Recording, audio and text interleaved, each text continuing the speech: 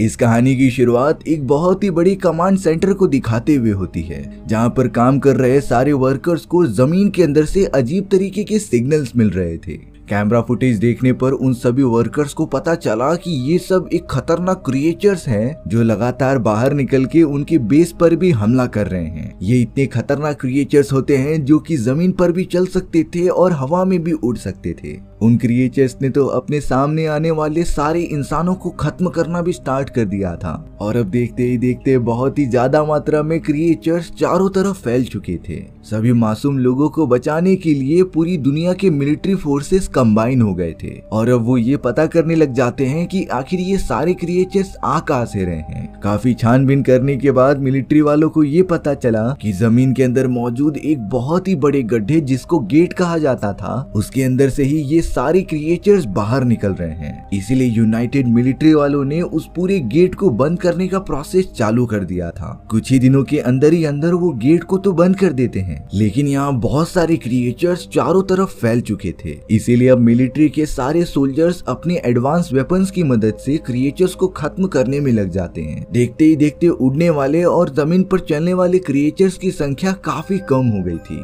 और अब हमें यहाँ पर पूरे 10 साल बाद का सीन दिखाया जाता है। हमारी अर्थ पूरी तरह उन क्रिएचर्स से सेफ हो गई थी। अब यहाँ हमें लारा नाम की एक बायोलॉजिस्ट को दिखाया जाता है, जिसके पास उसी के लेबोरेटरी में काम करने वाला एक आदमी आकर डिनर के लिए पूछता है। लारा इस शहर में अपने बेटे बेन के साथ रहा करती थी। दरअसल लारा का अपने हस्बैंड डेविड के साथ डाइवोर्स हो चुका था, इसीलिए वो अपने बेटे बेन को लेकर अलग ही रहती थी। लेकिन डेविड हर हफ्ते आता और अपने बेटे बेन को अपने साथ लेकर जाता ताकि वो भी अपने बेटे के साथ उतना ही टाइम स्पेंड कर सके। अभी डेविड बेन को अपने साथ ही लेकर गया था, इसीलिए लारा के घर पर कोई भी नहीं होता। इन्हीं सारे रीजंस की वजह से लारा ने अपने फ्रेंड का डिनर ऑफर एक्सेप्ट कर लिया था। अब हमें यहाँ बेन दिखाया जाता है जो कि अपनी गर्लफ्रेंड के साथ बैठकर कुछ बातें कर रहा था। बेन की गर्लफ्रेंड जिसका नाम मिया होता है वो बहुत ही ज्यादा टेंशन में लग रही थी। मिया बेन से कहती है कि कल सूर्य ग्रहण है। ठीक कुछ साल पहले जब वो सारे क्रिएचर्स हमारी दुनिया में आए थे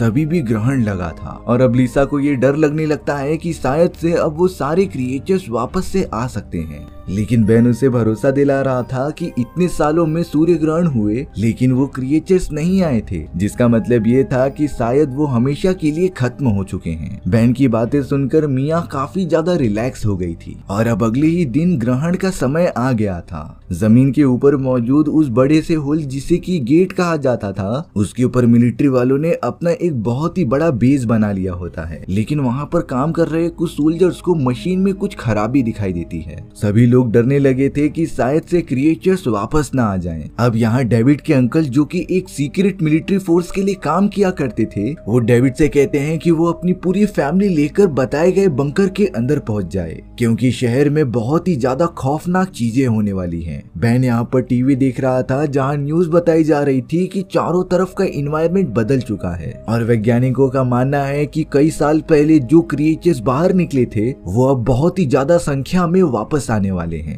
बेन ये बात सुनकर काफी ज्यादा चौंक गया था। अब यहाँ डेविड को उसकी एक्स वाइफ लारा का कॉल आता है, जिस पर वो डेविड को कह रही थी कि वो उसके बेटे बेन को लेकर कैसे भी आ जाए। लेकिन डेविड कहता है कि डरने की कोई जरूरत नहीं, बेन मेरे पास यहाँ पर पूरी तरीके से सुरक्षित है। लेकिन जब डेविड बेन को घर के अंदर देखने गया तब बेन वहाँ पर मौजूद ही नहीं था। डेविड तो जल्द से जल्द बेन को ढूंढने के लिए निकल पड़ता है। बेन तो अपनी गर्लफ्रेंड मिया से मिलने गया था। वो दोनों आराम से उन क्रिएचर्स के बारे में बातें कर रहे थे कि वो कितने खतरनाक हैं। लारा वहाँ पर अपने उस दोस्त की मदद से बेन के लोकेशन का पता करती है। बागीचे में बैठे बेन और मिया ने देखा कि चारों तरफ पंछी यहाँ से वहाँ उड़ रहे हैं और तो और सारे लोग काफी डर कर शहर छोड़कर भाग रहे थे। लेकिन यहाँ डेविड और उसकी एक्स वाइफ लारा ने बेन को ढूंढ लिया था। वो तो लारा के फ्रेंड की गाड़ी में बैठकर उसके एक बताए गए प्लेस की तरफ जाने लग जाते हैं। वो जगह एक मिलिट्री हाइड आउट थी जहाँ पर सभी लोगों को छुपा कर रखा जा रहा था। कुछ देर बाद जब वो सब मिलिट्री के हाइड आउट में पहुँचते हैं तब पता चला कि वो पूरी तरीके से फुल हो चुका है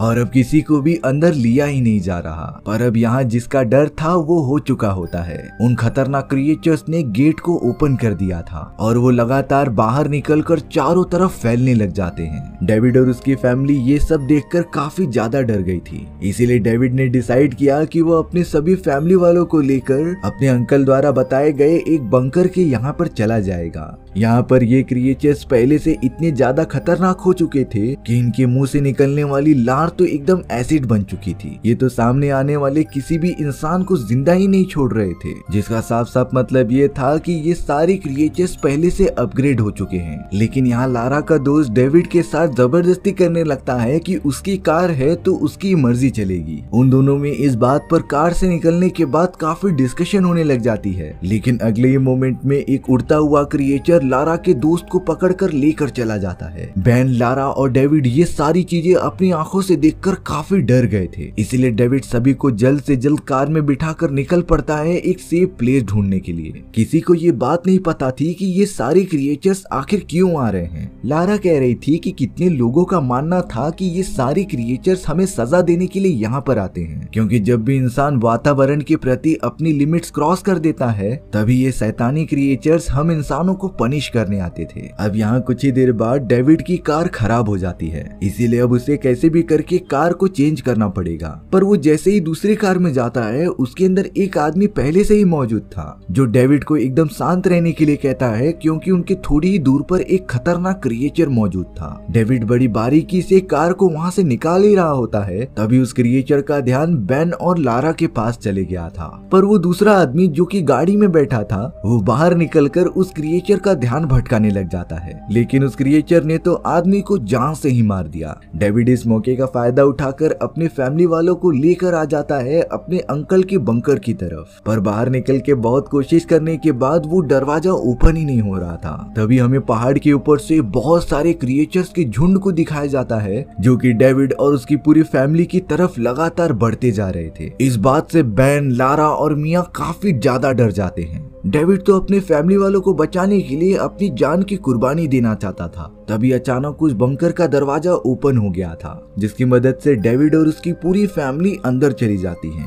वो सब तो उन क्रिएचर के पेट में जाने से बाल बाल बच गए थे। डेविड अपने अंकल से मिलकर काफी ज्यादा खुश हो रहा था। सभी लोग बंकर में जाकर वहाँ थोड़ी देर आराम करते हैं, लेकिन वो सारे क्रिएचर्स अभी भी बंकर के बाहर मौजूद थे, जो अंदर आने की कोशिश कर रहे थे। डेविड वहाँ पर मौजूद एक दूसरे सोल्जर माइक से भी मिलता है। माइक डेविड को बता रहा था कि मैंने इन सारे क्रिएचर्स का पहले भी सामना किया है। मेरे साथ काम करने वाले सारे सोल्जर्स मारे गए, उनमें से सिर्फ मैं ही बचा था, क्योंकि मैं नमक वाले पानी में चला गया था। जिससे कि माइक डेविड को अपना अंदाजा बताता है कि शायद से वो सारे क्रिएचर्स नमक से मर जाते हैं, इसीलिए वो नमक के पास नहीं आते थे। पर माइक डेविड को बता रहा था कि तुम सभी को टेंशन लेने की जरूरत नहीं, तुम सब यहाँ पर बेफिक्र होकर आराम से सो सकते हो। लेकिन यहाँ डेविड को कहीं न कहीं माइक पर शक हो रहा था, इसीलिए वो अपने फैमिली में से किसी को भी सोने के लिए मना करता है। थोड़ी देर बाद जाकर यहाँ पर माइक ने उन सभी के ऊपर गन तान दी थी, जिसका मतलब ये होता है कि माइक यहाँ डेविड के अंकल को भी बंदी बनाकर रह रहा था। डेविड उससे समझाता है कि ये समय आपस में लड़ने का नहीं है, बल्कि साथ मिलकर उन सभी क्रिएचर से बचने का है। तभी अचानक एक क्रिएचर अंदर आके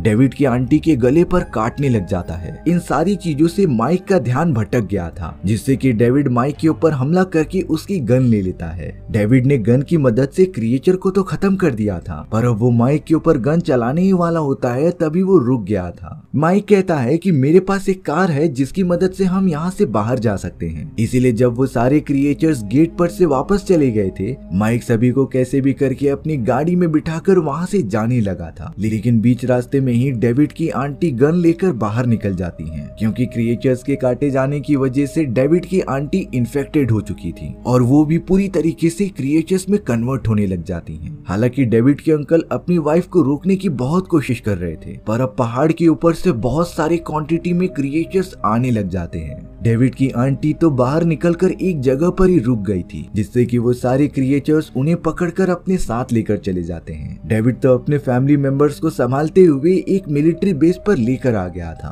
अंदर जाने पर उन्हें ये पता चला कि सारे सोल्जर्स मारे जा चुके हैं, लेकिन शायद से उन सभी की नसीब काफी ज्यादा खराब थी, क्योंकि उस जगह पर भी बहुत सारे क्रिएचर्स मौजूद होते हैं, जो लगातार डेविड की फैमिली पर हमला करने लग गए थे। माइक तो अपनी जान बचाकर एक अलग ही कमरे में जाकर आकर छुप जाता है। यहाँ पर रियलिटी रिवील होती है कि माइक भी इन्फेक्टेड हो चुका है और अब वो भी कुछ ही टाइम के अंदर ही अंदर क्रिएचर में कन्वर्ट हो जाएगा। यहाँ डेविड अपने अंकल और बाकी सभी को लेकर एक अलग ही जगह पर आ गया था। डेविड ने मिलिट्री बेस में नोटिस किया कि चारों तरफ पाइपलाइंस बिछी हुई हैं। डेविड को ये बात तो पता थी कि वो सारे क्रिएचर्स नमक से मर जाते हैं, इसीलिए अब उसने डिसाइड किया कि वो मेन पानी के सोर्स में जाकर बहुत सारी नमक मिला देगा और फिर चारों तरफ पानी बिखेर कर उन क्रिएचर्स को मारा जा सकता था। इसीलिए डेविड, बेन, लिसा, मिया और अपने अंकल को यहीं पर रुकने के लिए कहकर उस बड़े से पानी के सोर्स की तरफ चला जाता है। रास्ते में जाते समय डेविड का पीछा एक क्रिएचर करने लगा था। वो तो उसका लगातार पैर ही पकड़ने लग जाता है ताकि वो डेविड को खा सके,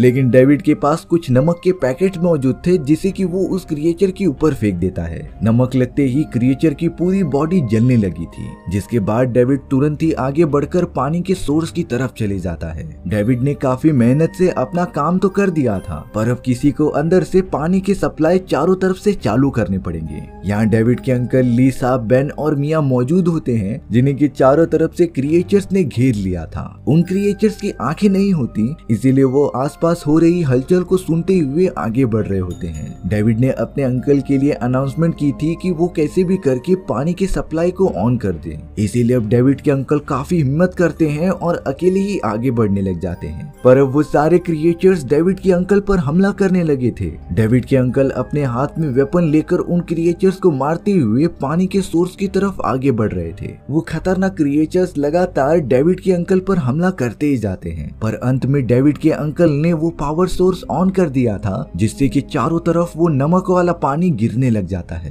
क्रिएचर्स की बॉडी पर पानी लगते ही वो तो एकदम तड़प कर मरने लगे थे। उस मिलिट्री बेस में मौजूद सारे क्रिएचर्स एक ही बार में मारे जाते हैं। साथ ही साथ ग्रहण का समय भी खत्म हो चुका था, इसीलिए अर्थ की चारों तरफ मौजूद वो सारे क्रिएचर्स अपनी दुनिया यानी कि नर्क में वापस जाने लगे थे, जिससे कि सभी लोगों को थोड़ा सा सुकून मिला कि वो सब बच सकते हैं। पर अब बेन की फैमिली के सामने माइक आ चुका था, जो अब पूरी तरीके से इन्फेक्टेड होता है। माइक ने बिना कुछ सोचे समझे बेन के कंधे पर गोली मार दी थी और अब वो लारा पर भी गन चलाने ही वाला था, तभी डेविड वहाँ पर आकर माइक के ऊपर हमला कर देता है। डेविड ने माइक को काफी ज्यादा मारा, लेकिन इन्फेक्टेड होने की वजह से माइक की पावर्स थोड़ी सी बढ़ चुकी थी, इसीलिए वो डेविड को फाइट में हरा देता है। पर अब उस जगह पर एक क्रिएचर बच गया था, जो कि एक बहुत ही बड़ा सेंटीपीड होता है। उस क्रिएचर ने तो अपने पास ही में मौजूद माइक को पकड़ लिया था, जो देखते ही देखते उसे जिंदा ही निगल जाता है। डेविड तो अपनी फैमिली वालों को बचाते हुए एक कमरे के अंदर आकर छुप गया था,